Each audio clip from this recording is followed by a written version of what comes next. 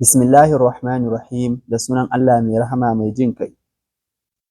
Washamsi wa duhaha, Allah ya ce ina rantsuwa da rana da hancinta, wal qamari idza talaha, da kuma wata a lokacin da ta biyo bayanta, wan nahari idza jallaha, da kuma yini a lokacin da ta bayyana ta, wal laili idza yaghshaha, da kuma dare a lokacin da take lullube ta, was sama'i wa ma banaha, da sama da wanda ya gina ta, wal ardi wa ma tahaha, da kuma kasa da wanda ya shimfiɗa ta, wa nafsin wa ma sawwaha, da rai da abin da ya daidaita ta.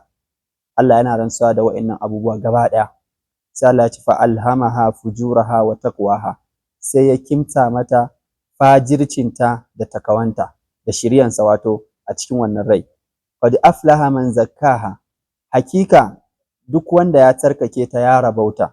Wa qad khaba man dassaha, da hakika wanda ya jirkita ta da kafirci shi kuma ya taɓe. Kazzabat samud bi dagwaha, samudawa sun karyata annabinsu saboda wato girman kansu, saboda ɗagawa. Idin ba'atha ashqaha, a lokacin da mafi shakiyin cikinsu ya tashi. Fakala lahum rasulullahi naqatallahi wa suqyaha, sai manzon Allah ya ce musu, ku kiyaye taguwar Allah da ruwan shanta, ku kiyaye taguwar Allah da ruwan shanta. Fakadzabuhu fa aqaruha, suka karyata shi suka soke ta.